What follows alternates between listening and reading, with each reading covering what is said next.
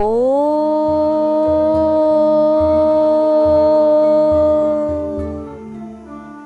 नमस्कार दोस्तों, स्वागत है आपका कथा सागर में। और मैं आप लोगों को श्रीमद् भागवत महापुराण की हिंदी रूपांतरण यानी कि सुख सागर की कथाएं सुनाती हूँ। आज मैं आप लोगों को सुनाने जा रही हूँ सुख सागर के तृतीय स्कंद का 17वां अध्याय।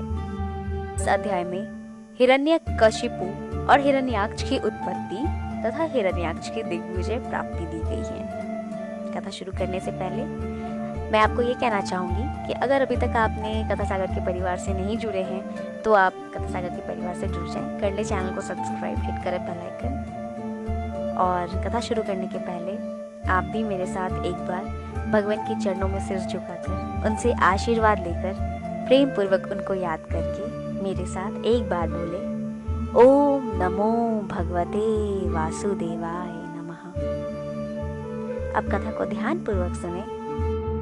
तो जैसा कि आप लोग जानते हैं कि ये जो सारी बातें हैं वो मैत्री जी विदुर जी को भी बता रहे हैं। तो मैत्री जी कहते हैं, ब्रह्मा जी द्वारा इस प्रकार समझाए जाने पर जो सारे दिक्पाल आदि देवता थे वो अपने स्थान को लौट गए। और इधर कश्यप जी के आदेश अनुसार अपने पुत्रों से उपद्रव की शंका कर रही 100 वर्ष पूर्ण होने के बाद एक जोड़ा पुत्र को पैदा किया, यानी कि उसके 2 पुत्र हुए। उनके जन्म के समय सभी लोगों को महान भयदायक अनेक उत्पात स्वर्ग में, भूमि में और अंतरिक्ष में हुए। मतलब बहुत तरह के उत्पात हुए। पर्वतों के साथ पृथ्वी कांपने लगी, सभी दिशाएं प्रज्वलित हो गई, उल्काओं के साथ ब्रज गिरने लगे, पीड़ा के हेतु धूमकेतु दिखाई देने लगे, बार बार झकोर देकर वायु बहने लगी, जिसका स्पर्श सहन करना भी बहुत कठिन हो गया था। बड़े बड़े वृक्षों को फाड़ती हुई धूलि को आकाश में बिखेर रही भयंकर आंधी आई। उच्च अट्टहास करती हुई बिजलियों से युक्त घटाओं के समूह से आकाश में सूर्यादि ग्रह अदृश्य हो गए। इतना ही नहीं बल्कि चारों ओर घनघोर अंधेरा हो गया। और घनघोर अंधेरा के प्रवेश करने के कारण थोड़ी भी जगह कहीं नहीं दिखी। समुद्र में भी भयंकर लहरें उठने लगी, जिसके कारण उसके भीतर के जितने भी जीव जंतु थे वो सब क्षुब्ध हो उठे। ऐसा मानो जैसे समुद्र भी क्रोध में क्षोभ करने लगा। इसके साथ ही साथ नदियां भी क्षुब्ध हो गईं और उनके कमल के फूल भी सूख गए। राहु से ग्रस्त सूर्य और चंद्रमा में भी चारों ओर बार बार मंडल पड़ने लगे। मेघों के ना होने पर भी रथ की ध्वनि के समान शब्द गिरी गुहाओं से निकलने लगे। गांव के बीच मुख से आग उगलते हुए सियार, उल्लू और सियारियां ये सब भयंकर अमंगलमय चित्कार करने लगी, जोर जोर से फेरे करने लगी, अजीब अजीब आवाजें निकालने लगी। इनके अलावा जो कुत्ते थे वो भी ऊपर मुख उठाकर इधर उधर बस रोने की आवाज निकालते। और फिर मैत्री जी विदुर जी को बताते हैं कि सिर्फ इतना ही नहीं, जो गधे थे वो भी अपनी कर्कश खुरों से पृथ्वी को खरोचते और जोर जोर से रेंगते हुए झुंड बना कर दौड़ने लगते। और जब गधे ऐसा करते तो उन गधों के शब्द से त्रस्त होकर जो पक्षीगण थे वो भी रोने लगे, रोते रोते अपने घोंसलों से ऊपर उड़ने लगे। घोंस तथा अरण्य में जो गाय और भैंस आदि जो पशु थे उनके भी मल मूत्र विसर्जन करने लगे। गौएं भी त्रस्त हो गई और रक्त दुहाने लगी। मेघ जो थे वो पीप की वर्षा करने लगे। देव प्रतिमाएं रोने लगी। बिना आंधी के वृक्ष गिरने लगे।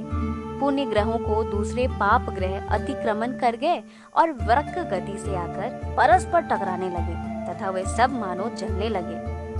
इसी प्रकार अन्य महोत्पातों को देखकर उनका हेतु ना जानने के कारण जो ब्रह्मा पुत्र थे उनको छोड़कर जो बाकी की शेष प्रजाएं थी वो डर गईं और उनको ये लगा कि प्रलय काल उपस्थित हो गया है।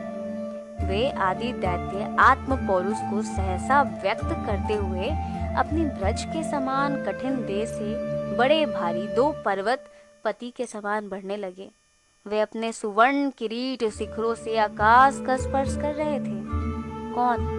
जो दोनों पुत्र हुए उनकी बात यहाँ पर की जा रही है कि वो बहुत बढ़ने लगे, एकदम बिल्कुल पर्वत के समान बढ़ने लगे और चमकदार बाजूबंदों से युक्त बाहु वाले वे दिशाओं को व्याप्त कर रहे थे। अपने पग पग में चरणों से धरती को कंपित कर रहे थे। तो और वो दोनों जो थे वो सूर्य से भी बढ़कर चमक रहे थे।